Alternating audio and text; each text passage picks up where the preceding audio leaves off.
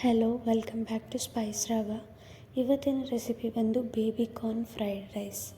ಈ baby corn fried ರೈಸ್ನ ಈಸಿಯಾಗಿ ಮನೆಯಲ್ಲೇ ಯಾವ ಥರ ಮಾಡ್ಕೊಳ್ಳೋದು, ಯಾವುದೇ ಸಾಸ್ಗಳನ್ನು ಬಳಸದೆ ಈ ರೆಸಿಪಿನ ಯಾವ ಥರ ಮಾಡ್ಕೊಳ್ಳೋದು ಅಂತ ನೋಡ್ಕೊಳ್ಳೋಣ ಬನ್ನಿ.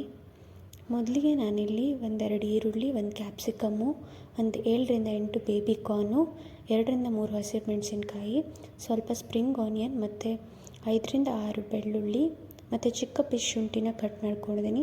ಸ್ವಲ್ಪ ಉಪ್ಪು ಮತ್ತು 1 ಪ್ಯಾಕ್ ಫ್ರೈಡ್ ರೈಸ್ ಮಸಾಲ ತೊಗೊಂಡಿದ್ದೀನಿ. ಮೊದಲು ಒಂದು ಬಾಣಲೆಯಲ್ಲಿ ಎಣ್ಣೆನ ಹಾಕಿ ಜಜ್ಜಿಟ್ಕೊಂಡಿರೋ ಶುಂಠಿ ಬೆಳ್ಳುಳ್ಳಿನ ಹಾಕ್ಬಿಟ್ಟು ಚೆನ್ನಾಗಿ ಅದನ್ನು ಸ್ವಲ್ಪ ಹೊಂಬಣ ಬರೋ ತನಕ ಈ ಥರ ಫ್ರೈ ಮಾಡ್ಕೋಬೇಕು. ಆ ಹಸಿ ವಾಸನೆ ಎಲ್ಲ ಕಂಪ್ಲೀಟಾಗಿ ಹೋಗಬೇಕು. ಅದಾದಮೇಲೆ ಇದಕ್ಕೆ ನಾನು ಬೇಬಿ ಕಾರ್ನ್ನ ಆ್ಯಡ್ ಮಾಡಿಕೊಂಡು ಒಂದು ಸಲ ಫ್ರೈ ಮಾಡ್ಕೋತಾ ಇದ್ದೀನಿ. ಮತ್ತು ಬೇಬಿ ಕಾರ್ನ್ಗಳೆಲ್ಲ ಕಂಪ್ಲೀಟಾಗಿ ಈ ರೀತಿಯಾಗಿ ಎಣ್ಣೆಯಲ್ಲಿ ಫ್ರೈ ಆಗಬೇಕು. ಎಣ್ಣೆ ಸ್ವಲ್ಪ ಜಾಸ್ತಿನೇ ಹಾಕ್ಕೊಳ್ಳಿ, ಯಾಕಂದರೆ ಫ್ರೈಡ್ ರೈಸ್ಗೆ ಎಣ್ಣೆ ಸ್ವಲ್ಪ ಜಾಸ್ತಿ ಇದ್ದರೆ ಚೆನ್ನಾಗಿರುತ್ತೆ. ಹಾಗೂ ಇದಕ್ಕೆ ನಾನಿಲ್ಲಿ 2 ದೊಡ್ಡ ಈರುಳ್ಳಿನ ಚಿಕ್ಕದಾಗಿ ಕಟ್ ಮಾಡ್ಕೊಂಡಿರೋದನ್ನು ಸೇರಿಸ್ಕೊಳ್ತಾ ಇದ್ದೀನಿ.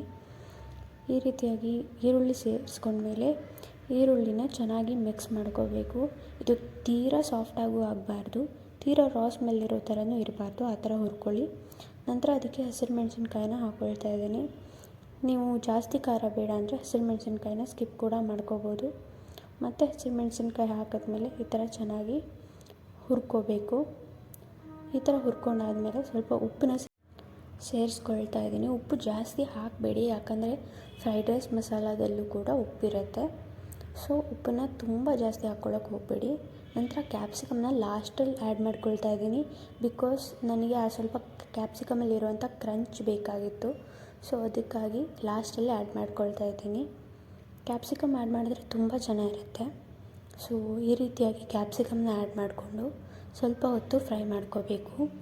ಕ್ಯಾಪ್ಸಿಕಮ್ ಎಲ್ಲ ಫ್ರೈ ಆಗ್ತಾ ಇದ್ದಾಗೆ ನಾವಿಲ್ಲಿ ಅದಕ್ಕೆ ಫ್ರೈಡ್ ರೈಸ್ ಮಸಾಲ ಏನು ತೊಗೊಂಡಿರ್ತೀವಲ್ವ, ಅದರಲ್ಲಿ ಅರ್ಧನಷ್ಟೇ ಆ್ಯಡ್ ಮಾಡ್ಕೋಬೇಕು. ಕಂಪ್ಲೀಟಾಗಿ ಆ್ಯಡ್ ಮಾಡ್ಕೋಬಾರ್ದು, ಅರ್ಧ ಅಷ್ಟೇ ಆ್ಯಡ್ ಮಾಡಿಕೊಂಡು ಚೆನ್ನಾಗಿ ಮಿಕ್ಸ್ ಮಾಡ್ಕೋಬೇಕು. ಉಳಿದರ್ಧ ಏನು ಮಾಡೋದಂತ ನಾನು ಲಾಸ್ಟಲ್ಲಿ ಹೇಳ್ತೀನಿ. ಈ ರೀತಿಯಾಗಿ ಚೆನ್ನಾಗಿ ಮಿಕ್ಸ್ ಆಗಬೇಕು. ಚೆನ್ನಾಗಿ ಆ ತರಕಾರಿ ಜೊತೆ ಆ ಫ್ರೈಡ್ ರೈಸ್ ಮಸಾಲ ಎಲ್ಲ ಚೆನ್ನಾಗಿ ಮಿಕ್ಸ್ ಆಗಬೇಕು. ಆ ಥರ ಚೆನ್ನಾಗಿ ಮಿಕ್ಸ್ ಮಾಡ್ಕೊಳ್ಳಿ. ಅದಾದಮೇಲೆ ನಾನಿಲ್ಲಿ 1.5 ಕಪ್ಪು ಅಕ್ಕಿಯಿಂದ ಮಾಡಿರುವಂಥ ಅನ್ನನ ಆ್ಯಡ್ ಮಾಡ್ಕೊಳ್ತಾ ಇದ್ದೀನಿ. ಅನ್ನ ತುಂಬ ಸಾಫ್ಟಾಗಿ ಆಗಬಾರ್ದು, ಫ್ರೈಡ್ ರೈಸ್ಗೆ ಚೆನ್ನಾಗಿರಲ್ಲ.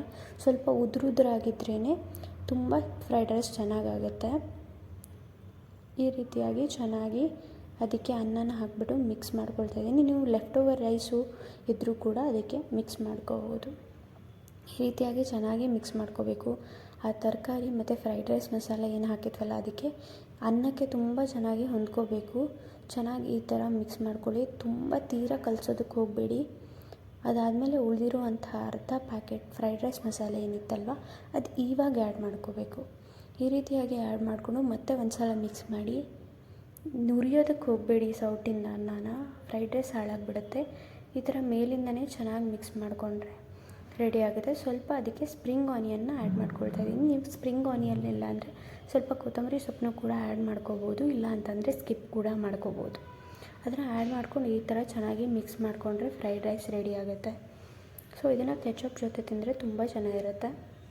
ಖಂಡಿತ ನೀವು ಈ ರೆಸಿಪಿನ ನಿಮ್ಮ ಮನೆಯಲ್ಲಿ ಟ್ರೈ ಮಾಡಿ. ನಿಮ್ಗೆ ಹೇಗೆ ಅನಿಸ್ತು ಅಂತ ಕಮೆಂಟ್ ಮಾಡಿ, ವಿಡಿಯೋಗೆ ಲೈಕ್ ಮಾಡಿ, ಹಾಗೂ ನಮ್ಮ ಚಾನಲ್ ಸ್ಪೈಸ್ ರಾಗಾಗೆ ಸಬ್ಸ್ಕ್ರೈಬ್ ಮಾಡ್ಕೊಳ್ಳಿ. ವಿಡಿಯೋ ನೋಡಿದ್ದಕ್ಕಾಗಿ ಧನ್ಯವಾದಗಳು.